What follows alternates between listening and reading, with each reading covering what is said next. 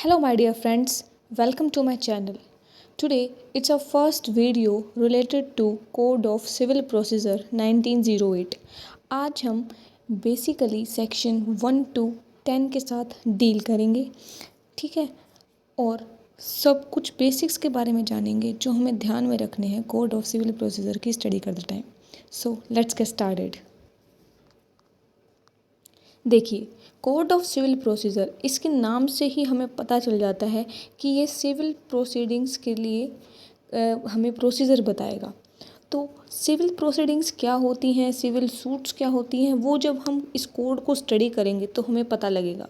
लेकिन अभी हमें सिर्फ ध्यान रखना है कि कोड ऑफ सिविल प्रोसीजर का मतलब जो हम अपना क्लेम ले रहे हैं कोर्ट से, वो सिविल नेचर का होना चाहिए। और ये सिविल नेचर क्या होता है वो हम इसको आगे जानेंगे। तो ये है 1908 का एक कोड है, नॉट एन एक्ट। कोड का मतलब होता है जो भी हमारे pre existing rules laws prevail कर रहे थे सोसाइटी में, उन सबको कंपाइल करके एक जगह पे डाल देना, ठीक है। तो वो बनता है हमारा कोड। तो ये है कोड ऑफ सिविल प्रोसीजर 1908, ठीक है। ये एनफोर्स में कब आया था? 1 जनवरी 1909। ये है इसकी एनफोर्समेंट डेट। अब इसमें हमारे पास 158 सेक्शंस हैं, ठीक है, एंड 51 ऑर्डर्स हैं, और उन ऑर्डर्स के अंदर बहुत सारे रूल्स हैं। तो बेसिकली सीपीसी को 2 पार्ट्स में डिवाइड किया गया है। 1 part deals with sections and other is orders and rules, ठीक है। तो चलिए देखिए, ये है हमारा प्रीएम्बल। क्या कहता है preamble? An act to consolidate and amend the laws relating to procedure of courts of civil jurisdiction. तो देखिए, तो ये बता दिया an act to consolidate and amend. तो मैंने जैसे आपको बताया कि जो भी प्री एग्जिस्टिंग लॉज थे उन सबको कंपाइल करके, कंसोलिडेट करके और उनमें कुछ अमेंडमेंट्स करके एक जगह पे उन्हें रख दिया गया है और उसको नाम दिया गया है हमारा कोड ऑफ सिविल प्रोसीजर 1908। और ये किस चीज़ पे अप्लाई होगा? उन कोर्ट्स पे जो कोर्ट ऑफ सिविल जुरिस्डिक्शन है, ठीक है। तो ये सिविल कोर्ट्स क्या होती हैं वो हमें आगे जाके पता चलेगा। सबसे पहले हमारे पास सेक्शन 1 जो short title commencement and extent के बारे में बताता है। तो ये कहता है it extends to whole of India, ठीक है। First of all it came into force on 1 January 1909, ठीक है। It extends to whole of India. ये जो ए है अब इसकी ये एब्रोगेट हो रखी है, 370 आर्टिकल आप सब जानते हैं, ठीक है। तो जम्मू एंड रीऑर्गेनाइजेशन एक्ट जो 2019 आई थी, तो उसके बाद से civil procedure code Jammu and Kashmir पे भी अप्लाई होता है। तो कहाँ पे अप्लाई नहीं होता है वो है state of Nagaland and tribal areas. This is important for pre point of view, ठीक है। तो इसमें हमें सिर्फ इतना ही ध्यान रखना है। और उसके बाद इसमें लिखा गया है कि कोई भी स्टेट गवर्नमेंट अगर चाहे तो इस कोड के प्रोविजंस को नागालैंड और ट्राइबल एरियाज़ पे भी अप्लाई कर सकती है with such supplemental incidental and consequential modification as it deem necessary. तो ये था हमारा सेक्शन 1।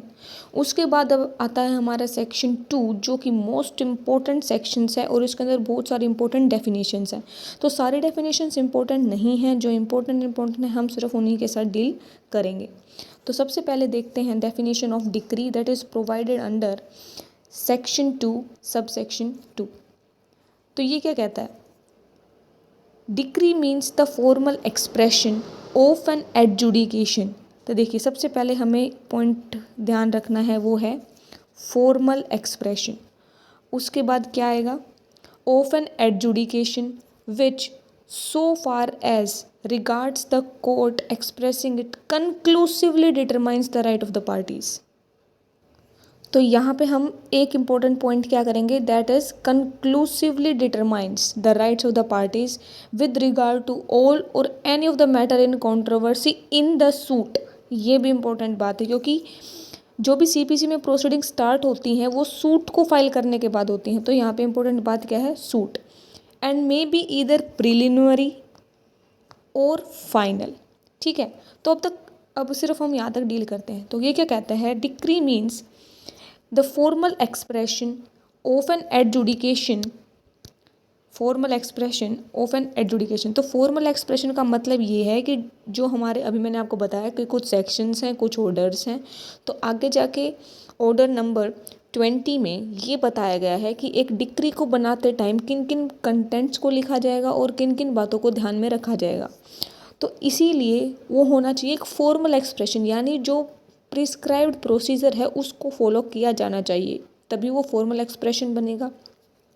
ऑफ एन एडजुडिकेशन मतलब decision of the court so far as regards the court expressing it which conclusively determines the right of the parties, यानी मतलब एक finality, एक ascertainment होनी चाहिए। अगर कोई भी एम्बिग्यूटीज़ है राइट्स ऑफ द पार्टीज़ में तो उसे हम डिक्री नहीं कहेंगे, ठीक है। Conclusively determines the right of the parties with regard to all or any of the matters in controversy, ठीक है, इन द सूट।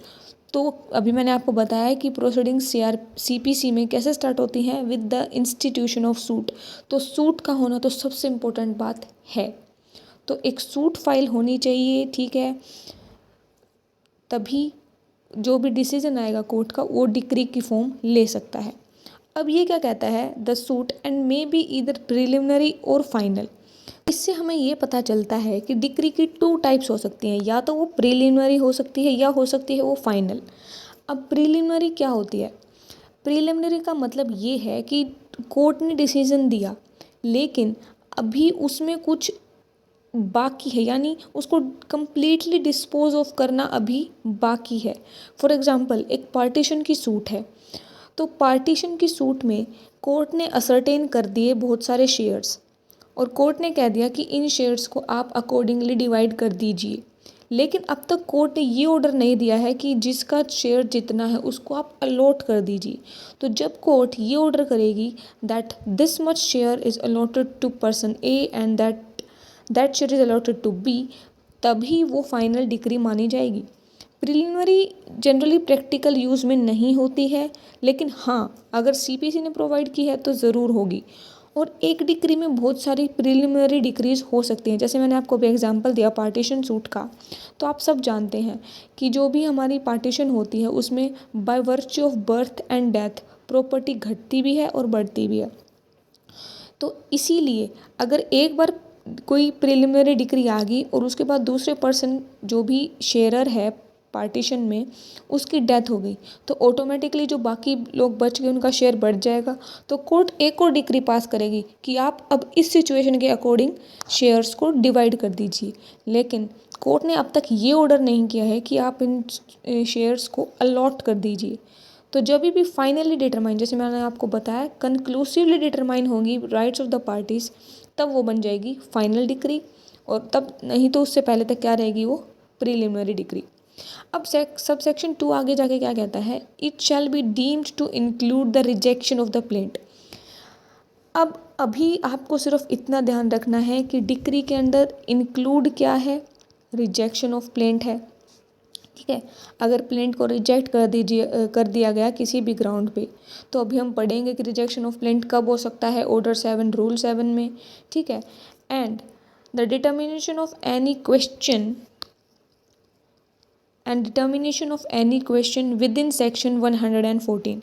तो अगर कोई भी क्वेश्चन अंडर सेक्शन 114 डिटरमाइन किया गया है, ठीक है, और उस पर कोई भी फॉर्मल एक्सप्रेशन दी गई है, डिसीजन दिया गया है इन ए फॉर्मल वे, तो वो भी डिक्री में माना जाएगा। तो ये CPC हमें एक्सप्रेसली प्रोवाइड करता है, तो हमें इसमें ज़्यादा दिमाग नहीं लगाना है। तो it includes rejection of plaint as well as any decision that is given under section 144। तो ये हो गई यहाँ तक की बात। अब उसके बाद डिक्री में इंक्लूड क्या नहीं है, दैट इज़ नॉट इंक्लूडेड, वो है an adjudication from which an appeal lies an appeal from order, ठीक है। कोई भी ऐसा डिसीजन जिसमें अगर हम अपील करेंगे तो वो अपील एज एन ऑर्डर जाएगी। अब ये टर्म क्या है अभी आपको इतना ध्यान नहीं रखना है, वो हम आगे जाके जब बहुत सारे ऑर्डर सेक्शंस को डील करेंगे तब हमें पता चलेगा, ठीक है। तो अगर कोई भी अपील फ्रॉम एन ऑर्डर जा रही है तो वो भी डिक्री नहीं मानी जाएगी, जैसे, ठीक है। And second point we have an order of dismissal for default. अब डिसमिसल फॉर डिफ़ॉल्ट का मतलब ये है कि अगर हमारा प्लेंटिफ जिसने प्लेंट फाइल की है, सूट इंस्टीट्यूट किया है, अगर वही प्रेजेंट नहीं होगा तो कोर्ट डिसमिस कर देगी उसे हम कहेंगे डिसमिसल इन डिफ़ॉल्ट। तो वो भी एक डिक्री नहीं मानी जाती है। अब डिक्री का मानना ना मानना, इसका फ़ायदा क्या है? तो देखिए, अगर किसी चीज़ को डिक्री माना गया है, ठीक है, तो वो आगे जाके अगर कोई पर्सन उन्हीं सेम फैक्ट्स के ऊपर, ठीक है, अगर कोई भी सूट फाइल करना चाहता है, तो जो पहले डिसीजन आया है कोर्ट उसको एज ए बार मानेगी कि आपका जो मैटर है वो पहले फाइनली डिसाइड हो चुका है, तो आप दोबारा उस मैटर पे सूट इंस्टीट्यूट नहीं कर सकते। और एक और बात ये है कि every decree is appealable except otherwise provided. तो जनरल रूल क्या है कि हर डिक्री अपीलेबल होती है, लेकिन हर ऑर्डर अपीलेबल नहीं होता। तो ये कुछ बेसिक बात हैं जो आप धीरे धीरे समझेंगे जब हम आगे जाके बहुत सारे सेक्शंस और ऑर्डर्स के साथ डील करेंगे। तो उसके बाद जो हमारी एक इम्पोर्टेंट डेफिनेशन है वो है डिक्री होल्डर। ठीक है, डिक्री होल्डर क्या होता है? जिसके फेवर में एक डिक्री आई होती है या फिर एन ऑर्डर आया होता है that is capable of being executed. ठीक है, तो means any person in whose favour a decree has been passed or an order capable of execution has been made. ये बात ध्यान में रखने वाली है। An order that is capable of execution, यानी उसको एग्जीक्यूट करवाया जा सका है, इम्प्लीमेंट करवाया जा सकता है, तो वही ऑर्डर जिस व्यक्ति को वो ऑर्डर दिया गया है वो क्या है? Decree holder. उसके बाद हमारी एक इम्पोर्टेंट डेफिनेशन है आगे जाके judgment debtor. Judgment debtor means any person against whom a decree has been passed or an order capable of execution has been moved। तो यहाँ पे ठीक है, तो जैसे हम करते हैं ना प्लेंटिफ डिफेंडेंट, तो वैसे ही है कि डिक्री होल्डर जिसके फेवर में डिक्री आई और जजमेंट डेटर जिसके अगेंस्ट डिक्री आई, ठीक है, जिसके अगेंस्ट डिसीजन आया, आप अभी तक ये मान लीजिए। ठीक है, तो उसके बाद हमारी इम्पोर्टेंट डेफिनेशन है लीगल रिप्रेजेंटेटिव। तो लीगल रिप्रेजेंटेटिव क्या बताता है सीपीसी? सीपीसी ये कहता है legal representative means any person who in law represents the estate, जो एस्टेट ऑफ अ डिसीज्ड को, ठीक है, डिसीज्ड के एस्टेट को रिप्रेजेंट करे, and includes any person who intermeddles. तो मुझे नहीं लगता कि आपको इस पॉइंट में कोई कन्फ्यूजन होगी कि जो पर्सन डिसीज्ड पर्सन के एस्टेट को रिप्रेजेंट करता है, एस्टेट यानी जो प्रॉपर्टी जो उसने मरने के बाद छोड़ी है, नेचुरली जो हायर्स होते हैं वही रिप्रेजेंट करते हैं एक डिसीज़ के एस्टेट को, तो वही होंगे हमारे लीगल रिप्रेजेंटेटिव जनरली, लेकिन और भी हो सकते हैं। तो इस पॉइंट में तो कोई ज़्यादा दिक्कत है नहीं। उसके बाद आता है and include any person who intermeddles with the estate. तो इसमें हमें बहुत इम्पोर्टेंट बात ध्यान में रखनी है कि हो सकता है किसी पर्सन का जो डिसीज्ड पर्सन है, किसी पर्सन का उस डिसीज्ड पर्सन के एस्टेट में कोई इंटरेस्ट ना हो, कोई टाइटल ना हो, ठीक है, लेकिन फिर भी वो उसका लीगल रिप्रेजेंटेटिव है। जैसे हम एग्जांपल देख लेते हैं, एक है हमारा टेनेंट ए, टेनेंट यानी आपकी किराएदार, एंड बी है उसका हाउस का ओनर जिस पे वो रेंट पे रह रहा है। तो बी की हो गई डेथ, तो इस केस में ए का बी की प्रॉपर्टी पे कोई इंटरेस्ट नहीं है, यानी टाइटल तो नहीं है ना, इंटरेस्ट है कि वो रेंट पे रह रहा है लेकिन टाइटल नहीं है ना, तो भी वो लीगल रिप्रेजेंटेटिव माना जाएगा for the purpose of civil procedure code. ठीक है, तो any person who intermeddles means he is not having any title but he is having an interest, ठीक है, that is necessary to dispose of a suit. तो वही person हमने क्या माना उसको? Legal representative. Who intermeddles with the estate of deceased and where a party sues or sued in a representative ticket. अब देखिए आगे जाके हम पढ़ेंगे कि एक रिप्रेजेंटेटिव सूट होता है, जैसे एक बहुत सारे लोग हैं, जैसे पूरी सोसाइटी है, तो एक सोसाइटी का कॉमन वो है प्रॉब्लम है, कॉमन प्रॉब्लम है, तो उसको कोई रिप्रेजेंट करना चाहता है कोर्ट में, उसके खिलाफ सूट इंस्टीट्यूट करना चाहता है, तो वो ऐसा तो नहीं है कि हर एक व्यक्ति सूट डाल देगा कोर्ट में, तो वो अपने में से एक रिप्रेजेंटेटिव को चूज़ करेंगे और वही रिप्रेजेंटेटिव, ठीक है, जिसका उस सूट के अंदर इंटरेस्ट होना चाहिए उस पर्सन का भी, वो सूट इंस्टीट्यूट करेगा on behalf of all those persons. तो ये कहा गया है कि when a suit is filed in a representative character, the person on, on whom the state estate devolves on the death of the party so suing, तो वो person भी legal representative की डेफिनेशन में आएगा. Next we have another important definition that is about mesne profit. तो वैसे मैं आपको बता दूँ, इसे मैस ने प्रॉफिट्स नहीं बोलना है, इसे बोलना है मीन्स प्रॉफिट. तो मीन्स प्रॉफिट क्या होते हैं, अभी बिना डेफिनेशन के हम समझते हैं. कोई भी प्रॉपर्टी है वो होनी चाहिए इमूवेबल नेचर की, ठीक है. उसके ऊपर किसी ने रॉन्गफुल पोजेशन ले लिया है, ठीक है, और उस पोजेशन को लेने के बाद वो उससे प्रॉफिट्स अर्न कर रहा है. तो जो भी वो प्रॉफिट्स अर्न कर रहा है या फिर वो कर सकता था by exercising of ordinary diligence, reasonable prudence, अपना दिमाग ऑर्डिनरी प्रूडेंस को यूज करके, या तो उसने वो एक्चुअली गेन किया है प्रॉफिट या फिर वो गेन कर सकता था, तो वो सभी प्रॉफिट मीन्स प्रॉफिट में इंक्लूड होंगे. ठीक है, देखिए अब डेफिनेशन पे जाते हैं. Means profit of the property means those profit which the person in wrongful possession, तो ये मैंने आपको बताया, wrongful possession of such property actually received, या तो उसने एक्चुअली रिसीव किया है, और might with ordinary diligence have received, या फिर वो रिसीव कर सकता था अगर वो ऑर्डिनरी डेलीजेंस का यूज़ करता. टुगेदर विद, एक और इम्पोर्टेंट बात है इसमें, together with interest on such point profits, ठीक है, उन प्रॉफिट्स पे जो भी उसको इंटरेस्ट एक्री हुआ है वो भी मीन्स प्रॉफिट में इंक्लूड होगा. ठीक है, but shall not include profits due to improvements, लेकिन क्या इंक्लूड नहीं होगा. देखो इंक्लूड क्या होगा, हमारे इंटरेस्ट इंक्लूड होगा, इंटरेस्ट इंक्लूड होगा, लेकिन जो भी इम्प्रूवमेंट्स की गई हैं उस प्रॉपर्टी में, फॉर एग्जांपल एक पीस ऑफ लैंड था, उसमें किसी पर्सन ने रॉन्गफुली पोजेशन एक्वायर किया और उसमें एक बिल्डिंग कंस्ट्रक्ट कर दी, तो उस लैंड में उसने इम्प्रूवमेंट किया ना, तो उस बिल्डिंग को कंस्ट्रक्ट करने के बाद उसने उसको रेंट पे दे दिया. ठीक है, तो इम्प्रूवमेंट्स की वजह से जो उसे प्रॉफिट हो रहा है वो इंक्लूड नहीं होगा. ठीक है, लेकिन अगर वो प्रॉपर्टी को डायरेक्टली यूज़ करता है, सपोज़ अगर वो सिर्फ प्रॉपर्टी को ही किसी को लेंट कर देता, ठीक है, और उसके बाद उससे पैसे लेता, ठीक है, तो वो मीन्स प्रॉफिट में आते. लेकिन अब उसने उस वहाँ पे बिल्डिंग क्रिएट कर दी और बिल्डिंग को लेंट करने के बाद उसने उससे रेंट एक्रू किया, तो वो तो प्रॉफिट्स उसने गेन किए वो ड्यू टू इम्प्रूवमेंट्स किए, तो वो इंक्लूड नहीं होंगे मीन्स प्रॉफिट में.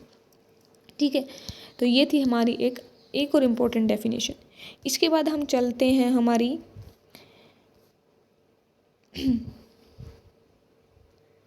इसके बाद आता है हमारा ऑर्डर. तो ये ऑर्डर वो वाले ऑर्डर्स नहीं है जो मैंने आपको बताया था कि सीपीसी को 2 पार्ट में डिवाइड किया गया है, एक सेक्शंस और दूसरा ऑर्डर एंड रूल्स.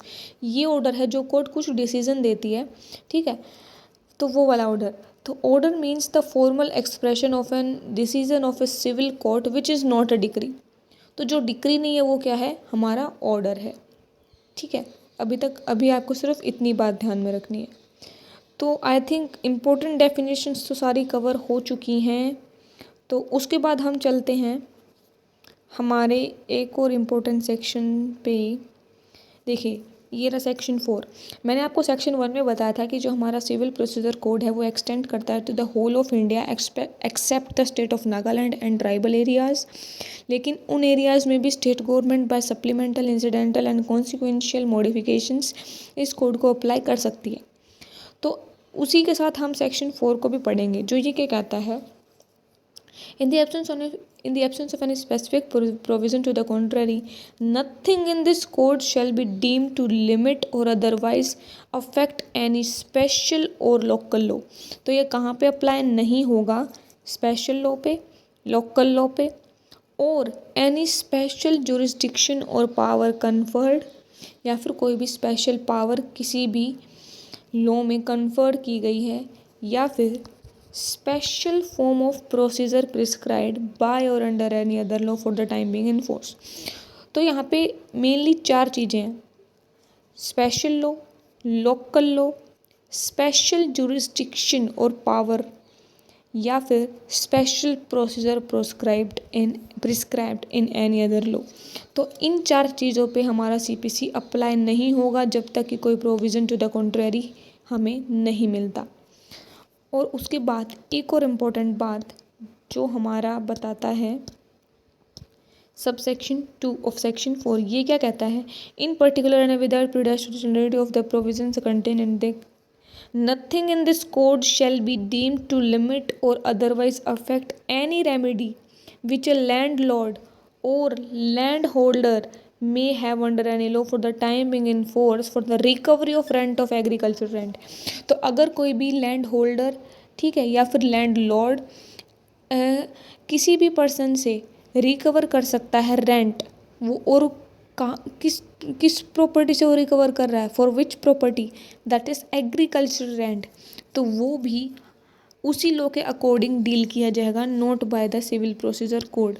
ठीक है, अगर किसी लॉ में ये बताया गया है that how a land Lord और लैंड होल्डर कैन एक्वायर और कैन रीगेन, ठीक है, और recover his rent of agricultural land from the produce of such land, तो वो उस केस में सीपीसी अप्लाई नहीं होगा। क्या अप्लाई होगा हमारा, जो वही स्पेसिफिक लॉ जिसमें ये प्रोविज़न दिया गया है। ठीक है, तो ये थी हमारी एक्सटेंट की बात जो हमें सेक्शन 1 के साथ पढ़ना है, सेक्शन 4। तो अभी के लिए हम चलते हैं सेक्शन नंबर 9 पर। द कोर्ट शेल, ये क्या कहता है, the court to try all suit unless barred. तो मैंने आपका बताया कि the code of civil procedure, तो यहाँ पे सिविल वर्ड हमें जानना बहुत ज़रूरी है। तो सबसे पहले हम सेक्शन 9 के साथ डील करते हैं। ये सेक्शन 9 हमें ये बताता है कि कोर्ट्स कौन कौन सी सिविल नेचर की सूट को डील करेंगी। ठीक है, मतलब सिविल नेचर की बहुत सारी सूट्स हो सकती हैं।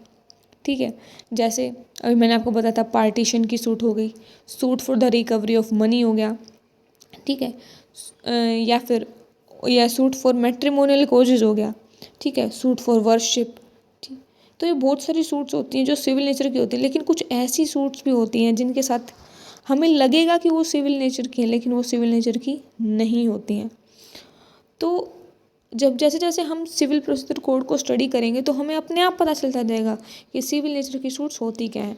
तो अभी हम चलते हैं सेक्शन 9 पे। वो क्या कहता है, the courts shall subject to the provision herein contained have jurisdiction to try all suits of civil nature excepting suits of which their cognizance is expressly और इम्प्लाइडली बार्ड।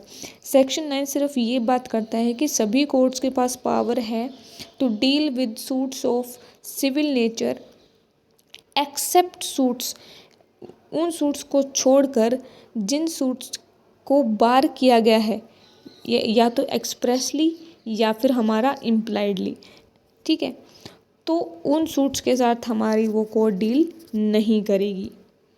तो अभी सिर्फ हमें इतना समझना है कि हर कोर्ट कॉम्पिटेंट है, the court shall have jurisdiction to try all suits of civil nature, लेकिन अगर उसको एक्सप्रेसली या इम्प्लाइडली बार किया गया है तो वो उस सूट के साथ डील नहीं करेगी। अभी मैं आपको सिर्फ इस वीडियो में एक ओवरव्यू दे रही हूँ सेक्शन 1 to 10 का। अब इनके स्पेसिफिक प्रोविजंस जैसे सेक्शन 9 यहाँ पे इम्पोर्टेंट है, उसके बाद सेक्शन 10 और सेक्शन 11 इम्पोर्टेंट, तो हम इसकी एक सेपरेट वीडियो ज़रूर बनाएंगे। तो अभी के लिए हमें समझना है सेक्शन 9 सिर्फ इतना कहता है कि एक कोर्ट सिविल नेचर की सूट्स के साथ डील कर सकती है, ठीक है, जब तक उसको एक्सप्रेसली या इम्प्लाइडली बार नहीं किया गया है।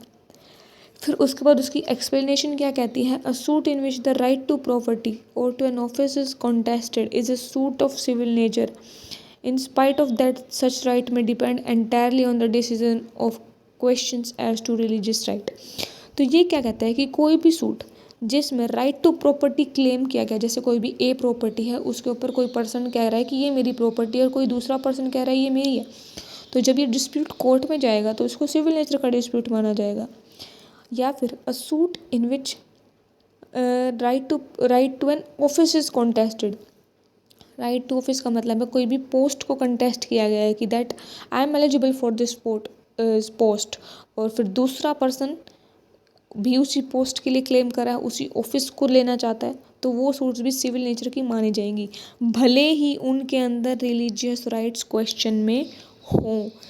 देखिए, जो प्योरली रिलीजियस नेचर की सूट्स होती है ना, वो हम सिविल नेचर की सूट्स नहीं मानते हैं, ठीक है।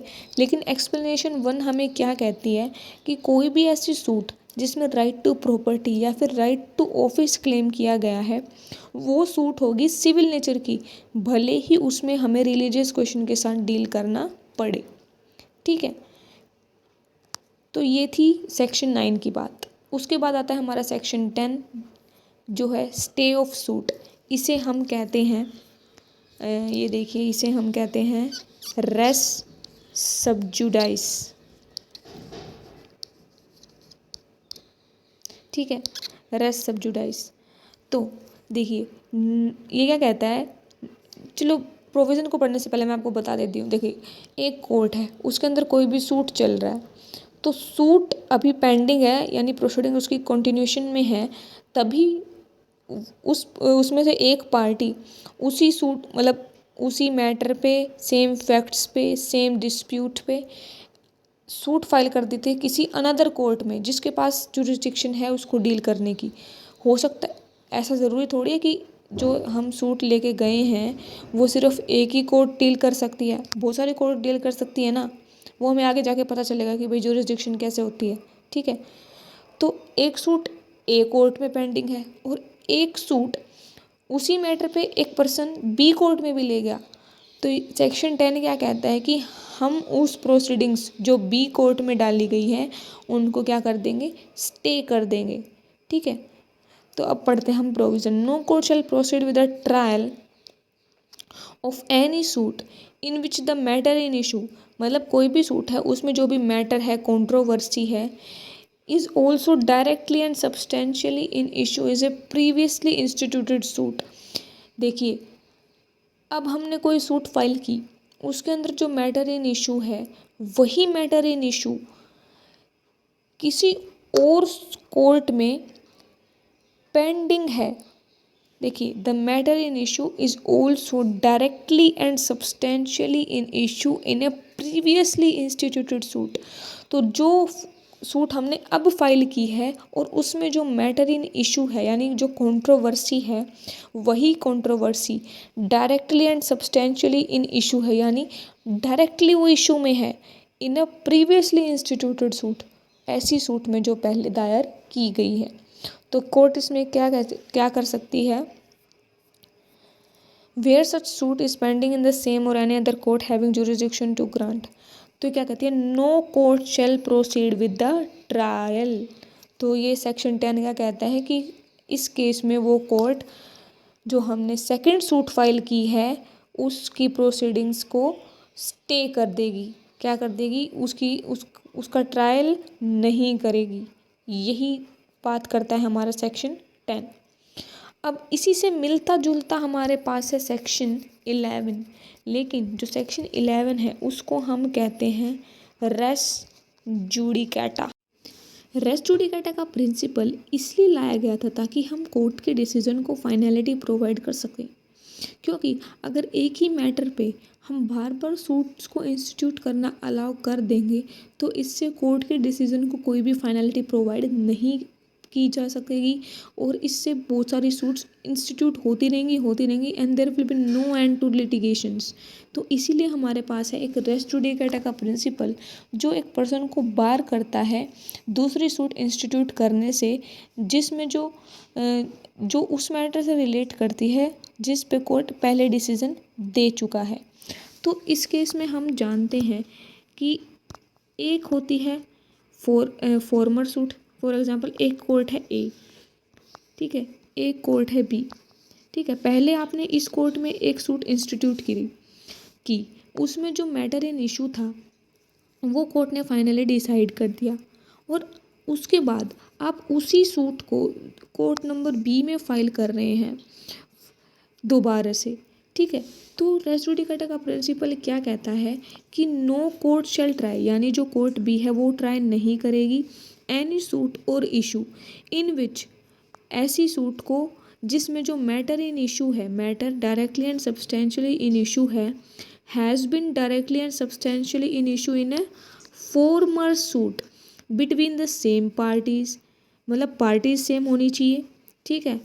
और जो मैटर अब वाली सूट में हम लेके आए हैं वही मैटर प्रीवियस सूट में भी directly and substantial in issue था, यानी मेन पॉइंट ऑफ कंट्रोवर्सी वही था, ठीक है। Between the same parties claiming under the same title, और जो वो कोर्ट थी, जैसे कोर्ट नंबर ए के अंदर जो हम मैटर लेके आए वो था हमारा वर्थ ₹50,000, और अब बी में हम मैटर लेके आए हैं, सेम मैटर है, ऑल फैक्ट्स आर सेम, लेकिन अब हम लेके आए हैं 40,000 के लिए। तो ए कोर्ट तो कॉम्पिटेंट थी ना उस मैटर को डील करने के लिए, तो फिर अब आप बार हो completely to file another suit on the same matter. हाँ, अगर हो सकता, जैसे हम लेके आए थे पहले 50,000 का मैटर लेके आए थे, और उस कोर्ट की ए कोर्ट की जो जुरिस्डिक्शन थी वो इतनी ही थी, लेकिन अब हम लेके आए हैं 1 लाख का। अगर हम लेके आए हैं 1 लाख का तो वो कोर्ट तो कॉम्पिटेंट नहीं थी ना, तो इस केस में तो हम दोबारा से सूट इंस्टीट्यूट कर सकते हैं। लेकिन अगर ए कोर्ट कॉम्पिटेंट थी और सेम मैटर इन इशू था, पार्टीज भी सेम थी, टाइटल भी सेम था, और उस कोर्ट ने मैटर को फाइनली डिसाइड कर दिया, तो अब आप बार हो दोबारा से सूट इंस्टीट्यूट करने के लिए, ठीक है, as per the principle of res judicata, ठीक है। अब इसी सेक्शन में हमारे पास बहुत सारी एक्सप्लेनेशंस दी गई हैं, तो वो जो बताती हैं अलग अलग पॉइंट्स को जो हमारे लिए इम्पोर्टेंट है। फर्स्ट क्या कहता है, एक्सप्रेशन फॉर्मर सूट। अब जहाँ पे जो एक्सप्रेशन यूज़ की गई है फॉर्मर सूट, तो इसका मतलब है a suit which has been decided prior. ये ज़रूरी नहीं है कि वो सूट इंस्टीट्यूट पहले की गई हो, जैसे अभी मैंने आपको एग्जांपल दिया कोर्ट नंबर ए और कोर्ट नंबर बी में। फॉर एग्जांपल एक पर्सन ने इसमें इंस्टीट्यूट कर दी और उसमें भी इंस्टीट्यूट कर दी, ठीक है। और बी कोर्ट का पहले तो ए में किया फिर बी में किया, और बी कोर्ट का डिसीजन आ गया पहले, तो अब बी का जो डिसीजन है वो इस पर रेस जुडिकेटा अप्लाई होगा। ये ज़रूरी नहीं है कि सूट इंस्टीट्यूट पहले की गई हो, इम्पोर्टेंट क्या है कि सूट का डिसीजन पहले आया हो। तो जो भी सूट पहले डिसाइड कर दी गई वो मानी जाएगी फॉर्मर सूट, ठीक है। फिर हमारे लिए इम्पोर्टेंट है इसकी एक्सप्लेनेशन नंबर 2। वो क्या कहती है, for the purpose of this section the competency of a court shall be determined irrespective of any, यानी irrespective of any provision relating to appeal, यानी ए कोर्ट की अपील कहाँ पे जाएगी, ठीक है, उसके साथ कौन डील करेगा, इससे हमें कोई भी लेना देना नहीं है। हम सिर्फ ये देख रहे हैं कि वो कोर्ट कम्पिटेंट है या नहीं है, उसकी कम्पिटेंसी अपील के साथ हमारा कोई भी लेना देना नहीं है। उसके बाद हमारे पास आती है explanation number 3। The matter above refer to must in the former suit have been alleged by one party and either denied और एडमिटेड बाय वन पार्टी। तो देखिए, जो हम सूट इंस्टीट्यूट कर रहे हैं उसमें कंट्रोवर्सी कब अराइज होती है, जब एक पार्टी एक मैटर को एलिज करती है कि हाँ ये मैटर हुआ है, और दूसरी पार्टी उसको मना करती है, तो तभी एक कंट्रोवर्सी अराइज होती है। तो एक्सप्लेनेशन 3 भी यही कहता है कि जब तक जो हमने सूट पहले इंस्टीट्यूट की थी, जब तक वो उस सूट में वो मैटर होगा नहीं, तब तक रेस जुडिकेटा कैसे अप्लाई हो सकता है। तो रेस जुडिकेटा तभी तो अप्लाई होगा जब वो मैटर हमने रेज किया होगा। तो एक्सप्लेनेशन 3 का पर्पस यही है। फिर है हमारे पास एक्सप्लेनेशन नंबर 4, जो हमारे एक और नए प्रिंसिपल की बात करती है, that is constructive res judicata. तो कंस्ट्रक्टिव रेस जुडिकेटा का प्रिंसिपल क्या है, कंस्ट्रक्टिव रेस जुडिकेटा कहता है कि आप फॉर्मर सूट में एक मैटर को रेज कर सकते थे, लेकिन आपने नहीं किया, तो भी आप बार हो उस मैटर को के साथ डील करने के लिए किसी दूसरी सूट में, ठीक है। जैसे कोई भी सूट थी, जैसे एक पर्सन है ए, उसको उसकी पोस्ट से सस्पेंड कर दिया गया और सस्पेंड किया बी पर्सन ने। तो पहले वाले सूट में ए पर्सन ने एक जो मैटर रेज किया वो क्या था कि बी पर्सन ने अपनी पावर्स को गलत एक्सरसाइज किया है, तो ये पॉइंट उसने रेज किया पहले वाले सूट में। उसके बाद वो उसी मैटर पे दोबारा सूट डालता है और ये मैटर रेज करता है कि बी तो ऑथोराइज्ड पर्सन था ही नहीं मुझे सस्पेंड करने के लिए। तो यही मैटर अगर वो पहले वाली सूट में उठाता और अगर कोर्ट उस पर डिसीजन दे देती तो वो रेस जुडिकेटा बन जाता दूसरी सूट के लिए, लेकिन उसने रेज नहीं किया तो भी हम मानेंगे that it has been raised और वो as a constructive res judicata apply हो जाएगा। ठीक है, उसके बाद आती है हमारी एक्सप्लेनेशन 5। वो कहता है कि any relief claimed in the plaint, कोई भी रिलीफ जो हमने प्लेंट में क्लेम किया है विच इज़ नॉट एक्सप्रेसली ग्रांटेड, जिसे कोर्ट ने एक्सप्रेस वे में यानी कोर्ट ने उसके ऊपर कोई भी डिसीजन ग्रांट नहीं किया है, तो ये माना जाएगा कि कोर्ट ने उसे रिफ्यूज़ कर दिया गया है। तो इसमें सिर्फ इतनी सी बात है। ठीक है, फिर एक्सप्लेनेशन 6, 7 और 8 इनको हम आगे जाके डील करेंगे, क्योंकि एक्सप्लेनेशन नंबर 6 है जो हमारी उस रिप्रेजेंटेटिव सूट्स के साथ बात करती है और एक्सप्लेनेशन 7 हमारी एग्जीक्यूशन से रिलेटेड बात करती है। तो इसको जब हम आगे जाके रिप्रेजेंटेटिव सूट पढ़ेंगे ऑर्डर 8 रूल 6 में और ये एग्जीक्यूशन के प्रोविजंस के साथ डील करेंगे, तब मैं आपको बताऊंगी that in execution of a decree also res judicata apply होगा, और वो कैसे होगा वो हम देखेंगे। और एक्सप्लेनेशन 6 में भी जो रिप्रेजेंटेटिव सूट्स के बारे में बात करती है वहाँ पे भी रेस जुडिकेटा अप्लाई होगा। So that's all for today from my side. I hope you like the videos. Please subscribe the channel